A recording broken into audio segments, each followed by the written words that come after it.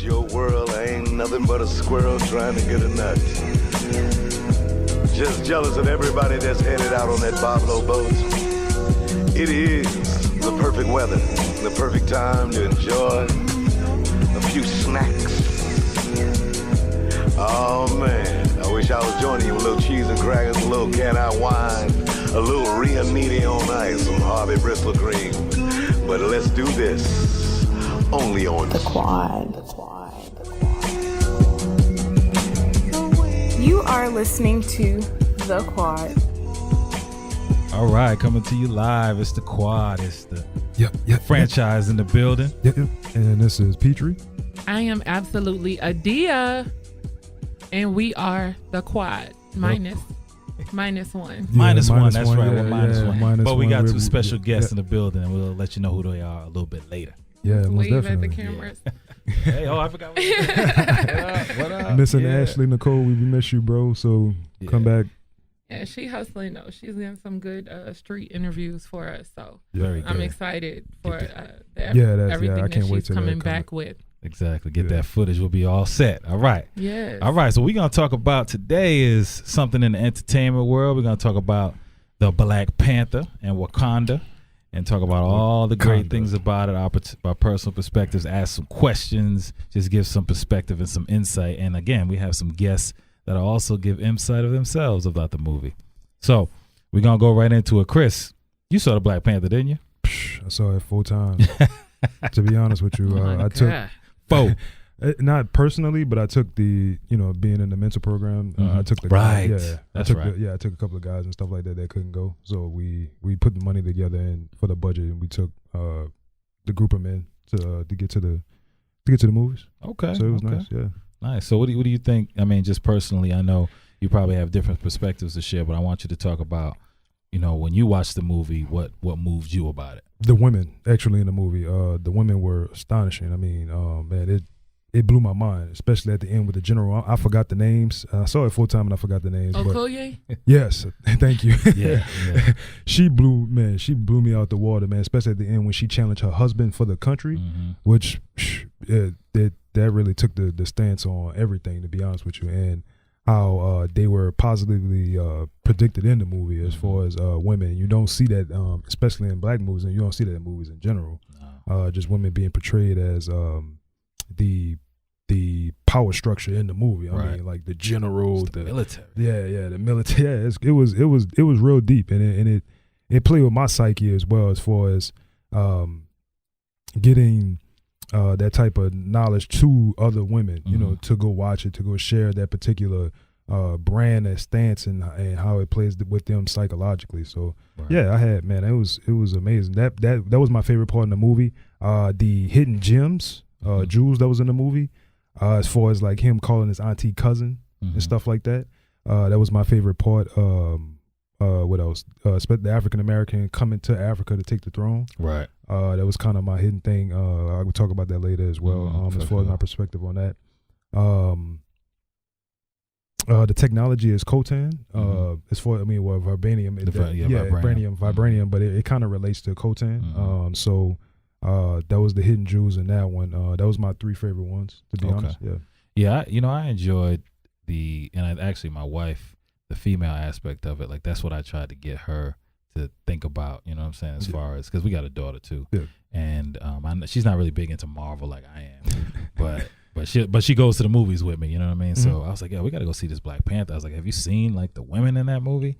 But just the fact that they were portrayed in such a strong way, and not only that, but also their appearance, like just the bald, you know what I mean? Like that was a big thing to me. The wig part, when she said, "I can't wait to take this wig off," I was like, I mean, it was just really like a paradigm shift. Yeah, you know it was amazing. Yeah, and I enjoyed that because, like I said, I got a little girl, and I want to make sure that all images that she sees is of a positive. You know what I mean? Something natural. You can have no hair, you can have short hair. If your hair just grows along, then that's fine too. But don't think that this is not beautiful, because those women were beautiful and they were strong. Yeah. The other thing that I really enjoyed was the variance in just the different African cultures and tribes. They were all, well, not all, but they were represented in the movie. Like just, some tribes Yeah, it was a top 5 for me. Yeah. Just top 5 just even the way they dressed, but then even certain characteristics of the tribe with the markings, and then the other one with the plates in the ears and then the lip. Like, people don't understand that those are those are representatives of real tribes in Africa. Yeah. You know what I mean? I'm glad I love Cooley, to see that. Yeah, Cooley really predicted that very well. I love to see that in the movie because I can't think of any other movie that I've ever watched that was produced that had that variation of the different tribes of Africa. And maybe it's just knowledge. Maybe they don't understand that this is what's out there and what the country has to offer. But nonetheless, I was happy to see it. Yeah, I was happy to see it. Yeah. And then just that's the thing. I'm a Marvel fan anyway, so to see the Black Panther, that was big for me. So, absolutely, yes. Ms. Yeah, Dia. I wish I would have gone first because y'all said a lot of things I already had in my notes. But just honestly, so a little background. Like, I'm kind of growing up, I was into like comic books and stuff, and then as an adult, not so much. And the guy that I was dating was super into it. And so the one that came out before this one, the Captain America Civil War. Yeah. She's really, my oldest daughter is really into it. So I went to go see that one by myself, not really knowing what was going on. And that was the introduction of the Black Panther. And I just immediately, his power, his force, like within the movie, his intelligence, his you talking about the king? Poise, the son. Oh, okay. Yeah, when the daddy got killed and just everything. And from that movie, I was really excited for the Black Panther. And again, not really knowing the whole backstory, but knowing a little bit about, him and Storm and that part. I could tell you. Well, yeah, now, but bringing them to see the movie, and we were really excited. We saw everybody dressing in the African attire. We wore our Black Power shirts from All Them Shades. Shout out to All Them Shades. In all black, and really were excited to go see the movie. We actually had a horrible experience at the theater, but the movie was great. And I think the strongest thing that stood out for me was not just that the women were able to be strong, but they were so smart and intelligent. And that was a big part of the movie. Huge. That, they weren't just the side characters to the men in the movie. But the other thing that really stood out to me was that the sub characters were so strong that the backstory of these characters, Shuri, M'Baku, they could all have spin-off movies just because their part in the movie, even though it was small, it was so intricate and so detailed and so layered that you wanted to know more about them. And that left the door open so that you really want to see the next film and you want to know what's going on with them and you want to read and, get the backstory on those characters. And I really loved that part. I never looked at it like that, but that you really opened my mind with that one. The sub it was because the writing was so brilliant that they allowed every character to have a moment where they stole the spotlight. Like M'Baku, when he was barking and the colonizer, like that was viral. Everybody says colonizer now. With Shuri, what are those? Everybody had a moment where they were able, hey auntie, like they had a moment where it was just them. And it wasn't, even though it's the Black Panther, it was their moment. So they owned that spotlight, honestly. Just like he said, I had on a wig when we were there. And when she pulled that wig off, they know I was screaming because I was like, and that part. And just for me, like we joke about me being African, but as a child growing up in New Orleans, the Creole cockpit, I was teased for years. I was taller. I was always taller, and then even before I was plus, I'm 5'11", so I was always taller and stronger than a lot of the boys. And even in my family, like, you know, they tease me, they call me all kind of names and stuff. And for years as a teenager, her age, in high school, I didn't wear African jewelry. I didn't like African prints. I didn't want anything that made me look extra because my features are already, you know, so I would not promote that side because it was not the wave, you know. Right. Oh, yeah. I know. So I can relate. Right. You know, when I grew up, brown skin wasn't popping. Right. You know, the light skin was the you know. So thanks, Wesley. But that was another thing, and I actually cried. And I didn't want them to see me cry, but I really? had a little tear. Yeah. Wow. Yeah, because Okoye, as a woman, especially a black woman, that is naturally an alpha female, and that can come off without even trying as aggressive. You know, I've had people say, "Oh, you have to smile." I self-consciously tell myself to be more personable or to be less, to seem less aggressive around people that don't know me. Right. I'll consciously like smile or like, even if I don't feel like it, because you got a great smile, I've been by the way. conditioned. Thank you. To the thinking that me naturally, my natural disposition, which people call like resting bitch face or whatever, is a bad thing. But Okoye encompassed all of that, and it was brilliant. Right. And she was respected for it, and she was a leader, and she didn't play. And it was all these, she really was the physical representation of all these things that I've been told my whole life to not be. Right. And she was, and it was great. And I think for so many women like me that have been told that, to see that, it was so powerful. Yeah, I mean, that the movie itself, I agree 100%. I think the movie itself, when you look at all those different aspects, that it was really just an empowering movie overall, with the characters, with the storyline, with Wakanda itself. You know what I mean? Like, that's something that's going to live on, and that's something I know we'll talk about a little bit later. But I agree 100%. I mean, even I felt empowered. You know what I mean? I felt empowered after I watched the movie. And of course, you know, this is a different age than when we were growing up. So a lot more Africanized, you know, clothing and culture itself is accepted. But when I grew up, same way, you know what I mean? Because, you know, I can't hide what I am. Right. You know, I just can't hide it. But there was a point in time, you know, that I was not necessarily ashamed, but it wasn't cool. Right. And it was something that I got teased about, just because kids will find anything they can to tease you about it. You know, yeah, but some I was of one of the teasers. And that's what I'm saying. That's cool. Now we tease light skinned cats, so it's all good. Right. No, look, when I was in college, I had a roommate that played tennis that was about the color of my daughter. Real fair skinned, short, petite girl. And she had met some guys at the grocery store. And I remember she came home and she was like, "Girl, I met these guys, da-da-da-da."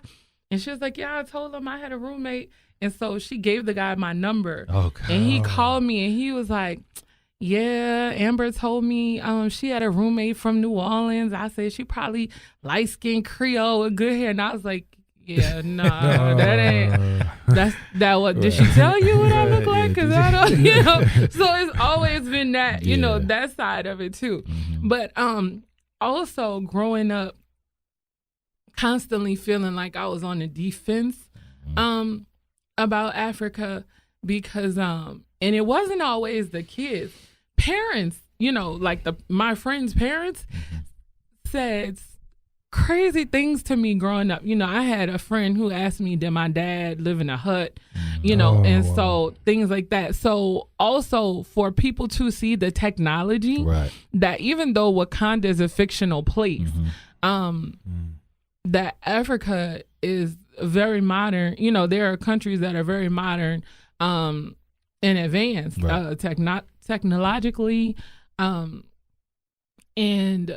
a lot of people that you'll meet that are very well read. You know, most people in foreign countries know multiple languages, especially Africans. The country that my father is from was colonized by the French, so that's their primary language. You know, so just that part of people really being able to see us in a different light, because, you know, you always think of movies growing up where if it was something that was technologically advanced, it was Japan.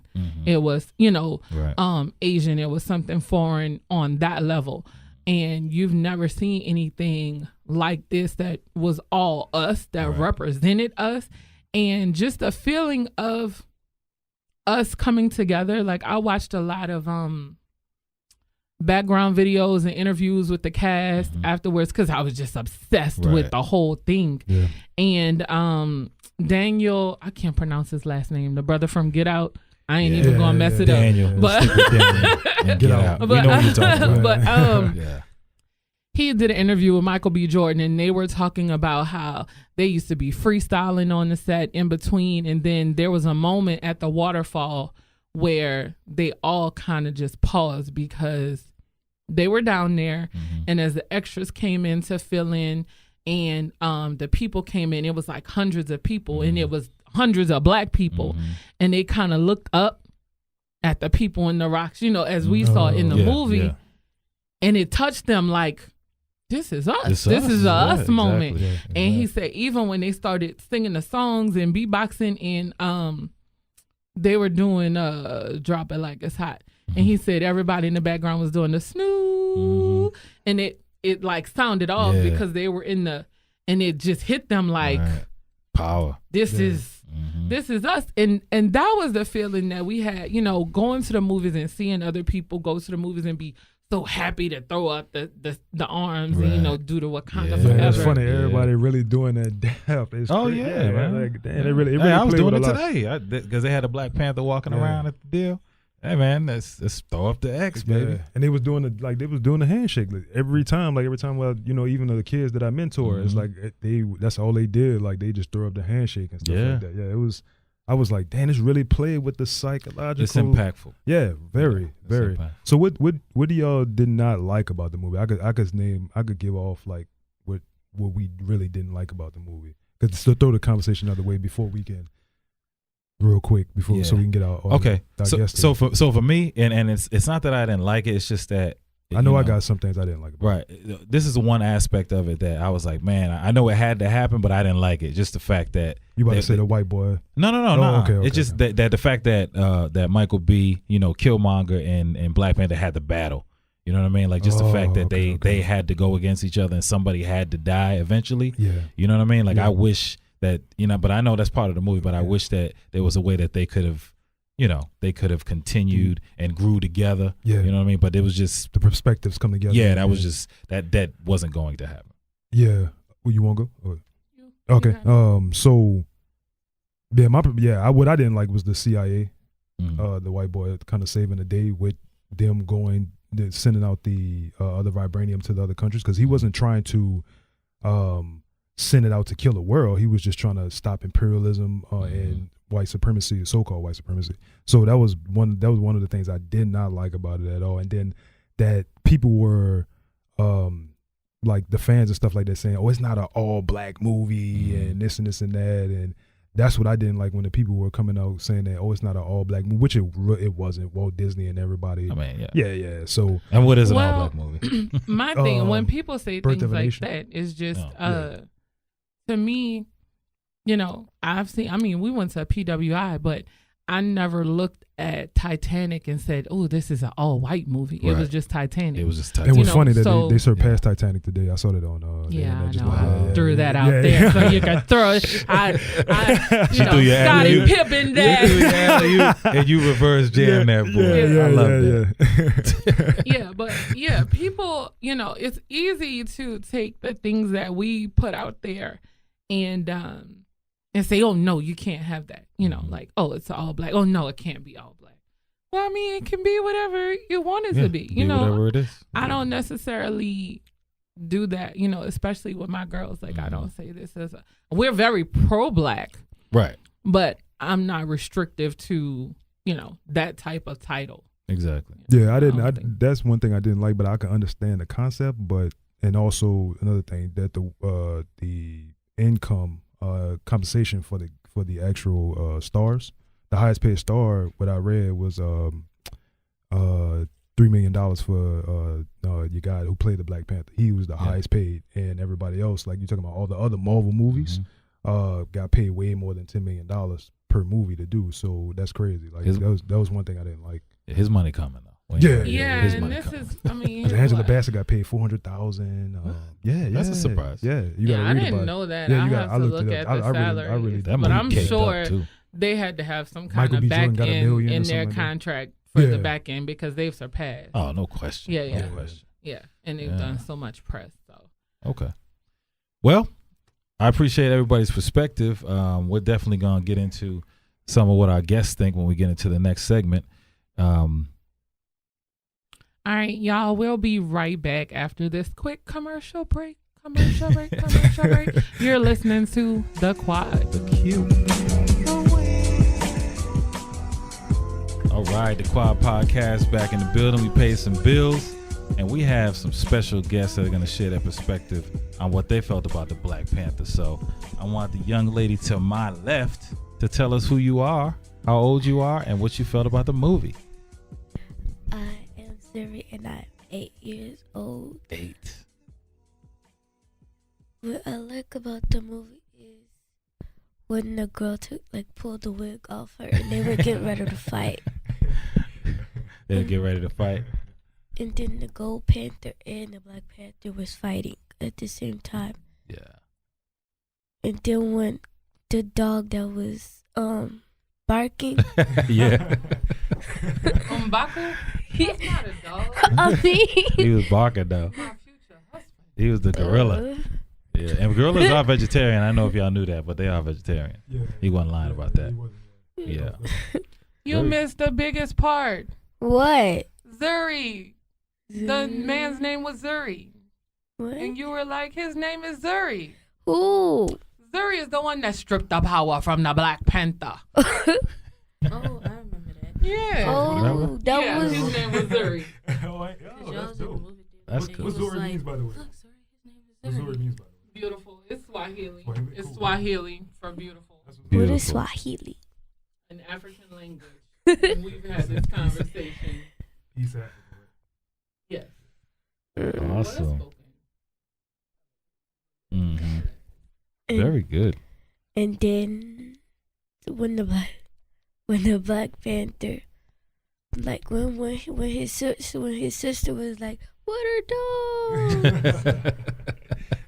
She was like when I saw her, she was kind of like, when I saw her, I thought James Bond, or Jane Bond. Yeah. Because she was all she's that from technological South, stuff. she's from South America. Is she really? Yeah, she's from South America. Okay. Northern South America, between Okay. Venezuela. I don't know if we can hear you, Chris, but yeah, he just gave us a little demographic. Okay. Well, we have another guest in the building. Please talk to us. I will. My name is Azadeh. I'm 14. And I thought the movie was really amazing. I like all the females. And like the part where the head general was like, "You're not fit to be king," and they all jumped Michael B. Jordan. Mm-hmm. Oh, Yeah, that was lit. Hey, they were protecting their king, yeah. looking out for their future. That's awesome. Well, we appreciate your perspective. We here at the Quad, we like to promote the children. Yes. Yeah, the these future. my little Rugrats in my ear. Crumb snatchers.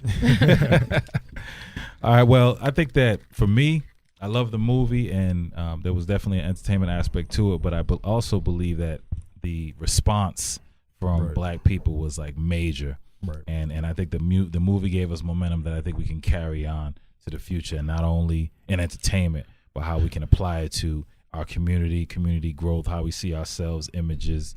So we're gonna talk a little bit about how we can kind of keep Wakanda going. You know what I'm saying? Keep Yeah, going, Wakanda moving forever, forward. man. Yeah. What does that mean? Wakanda forever.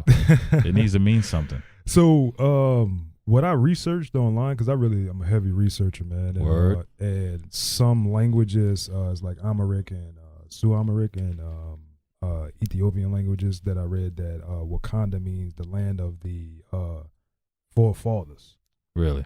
Because you know how like in the movie when he got dug into the ground, he went to go see his father, and Killmonger went to go see his father. Mm-hmm. So I read in a couple of languages, in Sumerian languages as well, like Wakanda. Wakanda means the land of the foreign fathers. So that's what I read. How that could really play tied in the community. The gems with the aspect of giving back to the community, how he came back and bought the block, which was amazing. I mean, I really hope somebody that has the equity to do that, you know, just come back and turn our neighborhoods into communities where we own the majority of the things that we are selling to our people. What was the other thing that in the cousin situation? How that can play deeper into that, and if you really research it, I mean, this is my perspective that that we are cousins to Africa, not necessarily that as our brothers and sisters. Like I don't like to really say quote unquote black or quote unquote African American because those titles are given to us. Right. So I like to see people if they could dive more into that particular segment, how that really kind of struck a brainstem, you know what I'm saying, to really see that everybody didn't come from Africa, because I could really pull up my lineage and stuff like that, and how my people really originated from Alabama, as far as being like part of the Tuscaloosa area.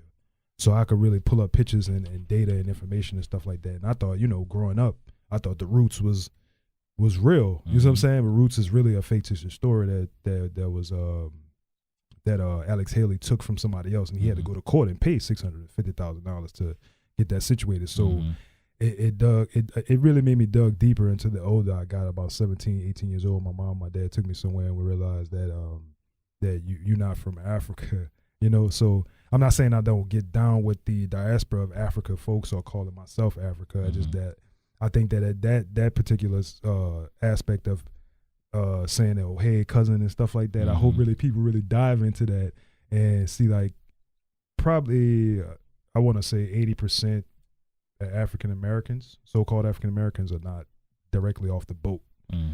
Because black people touch the world. And he gave another reference about that, about saying there's 2 billion people of us on the world.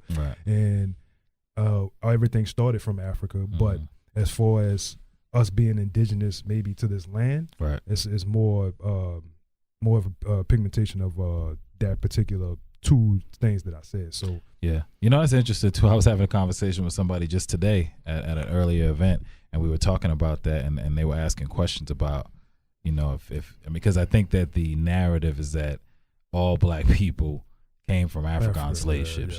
That's the narrative. Yeah. And we were just discussing how, like, because I'm like, where is the slave ships? Well, yeah, that's the case. like, where all the slave ships? Because we could go into the museums and see dinosaurs. Right. Those older, right? So-called older. Right. I don't believe in dinosaurs either. But Chris doesn't believe in a lot of things. Yeah, I'm very anti. but no, that's. I mean, I think that there's a lot to be thought out when it comes to that subject. Yeah. I think for me, I was thinking about, because there were some people that were saying, oh, all this money we're giving to Disney and it's doing this, and the movie made this and the movie made that. I think that that's true, and I think that that's the aspect of it that I was thinking about, is that we do very well at pooling our money together when it comes to entertainment or when it comes to purchasing. And it was a fictitious story. Goods. Yeah. But when it comes to pooling our money together, like having investment groups and pooling our money together for some real assets like land or something like that. Yes. We don't do that very well. We don't do that very well. I would say, and I would dare say, we're doing a lot better with that. When we had the first mass, this was after Trayvon, Blackout Black Friday.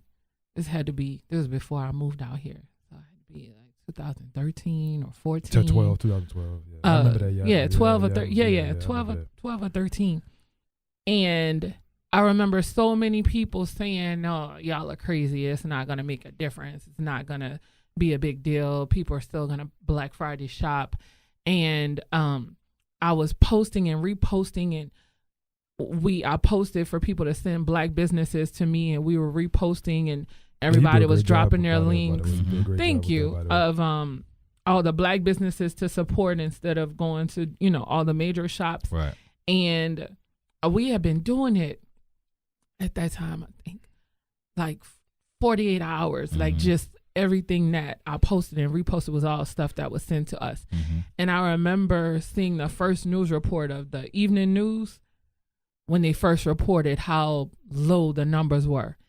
And that was when it really hit me like, yeah, right. When we decide to move or not move exactly.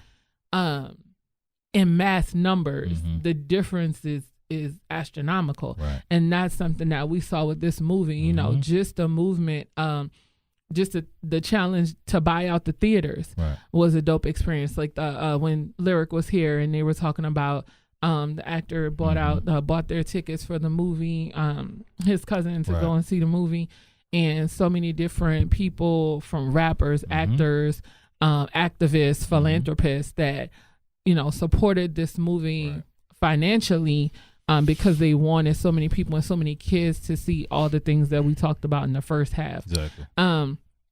Also, the actress Letitia that played Shuri, I watched a video with her, and she was talking about her and Lupita about just the feel of the movie set and realizing that they were in Pan-Africa, because whenever we talk about Pan-Africa, like Chris was saying, it's like an ideal of all these African people from all these different places. But the fact that, that they were shooting this movie over like a year, and you have all these black people from all these different places and all these different countries. And she was like, she had that moment when she realized like, this is Pan-Africa, and you, that's the part for me that really stuck out, because I had the same type of thought, like the behind the scenes thought. And moving forward, when I was in college, it was a known thing that the Africans weren't really too hot about the African Americans. Right. It's been, for years. Yeah. There's just a tension there where they, feel a certain way about us. I think that movie probably fixed that. The movie exposed it.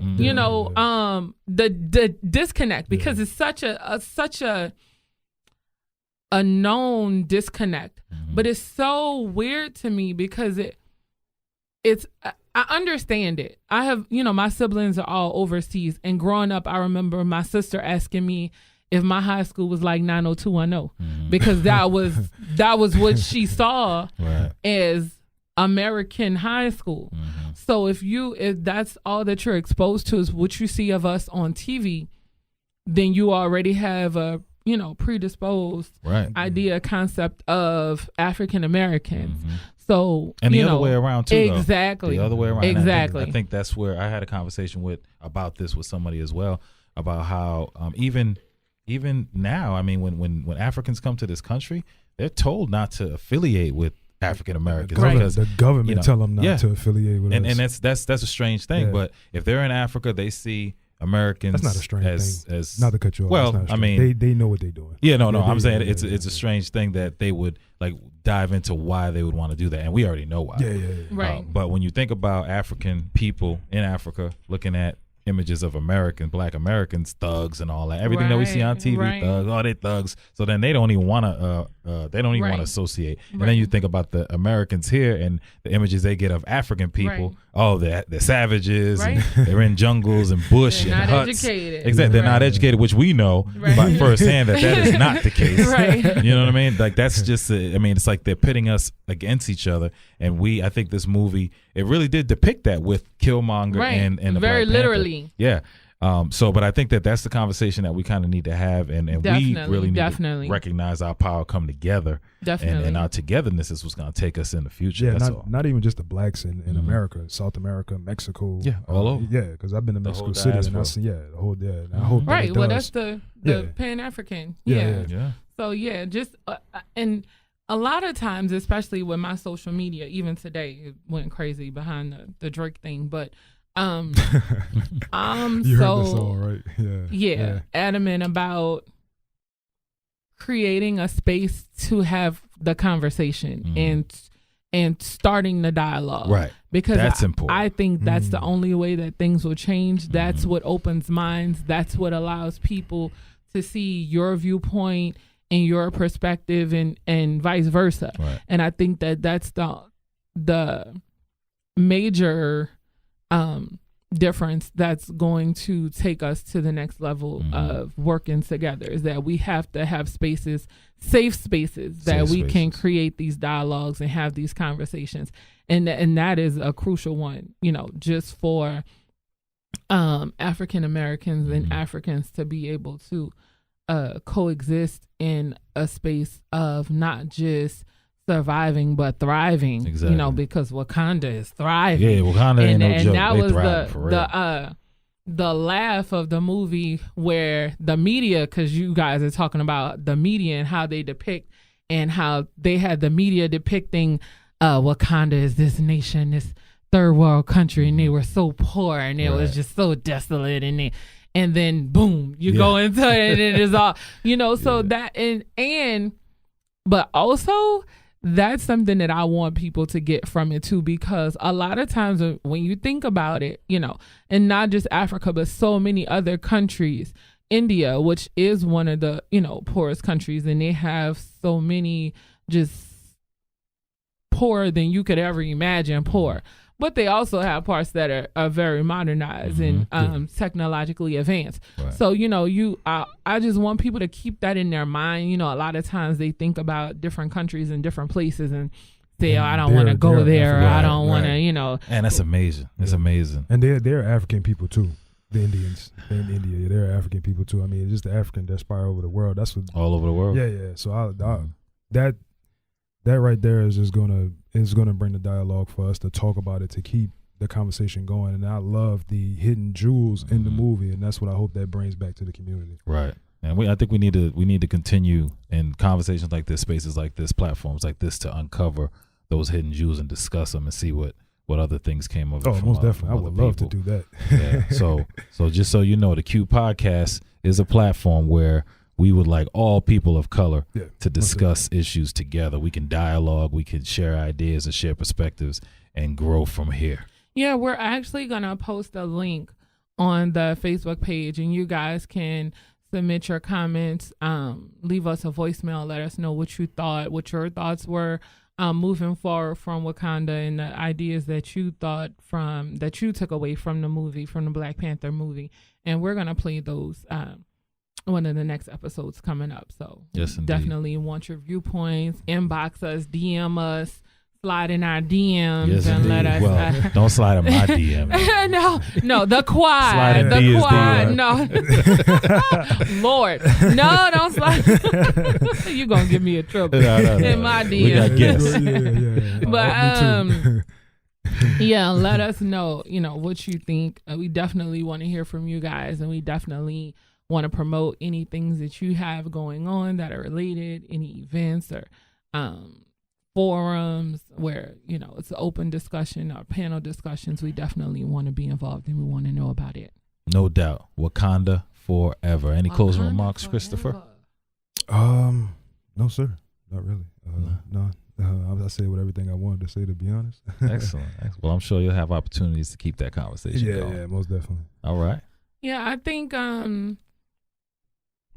my last thought, I think, is just being excited for the opportunities that it opened the door for so many Black businesses and entrepreneurs. Right. Like, people were joking about Tyler Perry and saying, oh, this is giving him ideas about Madea Goes to Africa, and he's trying to make the money. And I was like, actually, he already made his money from this movie, because they filmed a lot of it at his studio, and people didn't even know. So it's so in Atlanta, many, right? Yeah, they filmed 70% of the movie in Atlanta, not just at his studio, but other studios as well. Yeah. And not just that, but this movie in situations like this, because one of the big conversations was, oh, well, people are saying it's a pro-Black movie, but it's a lot of white people making money off of this.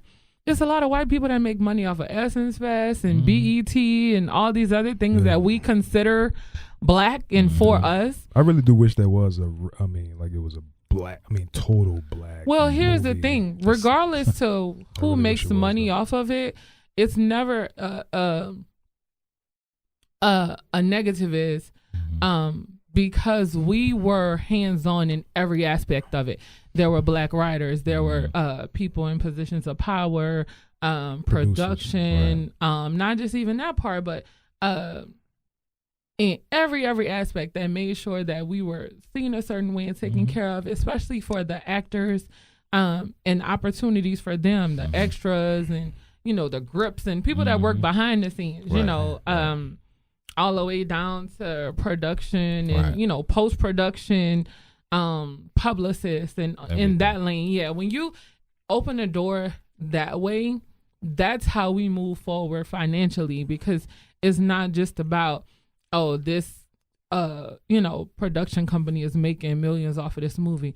Okay, but it's also so many more people that it trickled down to that are now allowing them to do their own pro-black things. Exactly. So it's definitely a ripple effect. No question. And I think it should be seen that way, and that we have to do a better job of pointing out the positives and not just focusing on, you know, one small aspect, because No question. you know, they're gonna make their money regardless. Yeah, I mean that shouldn't even be an Regardless. issue for us. It don't. I mean, we can continue to you know, You put our know. efforts out there to make sure that we are in those situations more often. You know what I mean?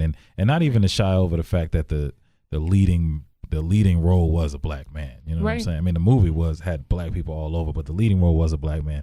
And I think one thing also that we kind of skipped over while we bring this to a close is the love aspect of it. You know what I'm saying? It was love, but it was classy. You know what I'm saying? There was nothing raunchy about it. You know what I mean? Yeah, it was very classy. I mean, but it demonstrated, you know, a certain level of love when it comes to the family, when it comes to even a companion, and everything was like on the up and up. That's what I really loved about it. Yeah. Appreciate y'all. Yeah. Well, this episode was awesome. I know it was a lot of opinions and talking, but we definitely love doing things like this. And, you know, we're all loquacious. We could go on for hours and hours and hours. I had to kind of drive down. Bring it back a little bit. Yeah, we do have other episodes to get to. Thank you guys so much for tuning in to the Quad, and we will catch y'all on the flip side. Miss you, Ashley. Ashley, yes, Nicole, come back to us, please.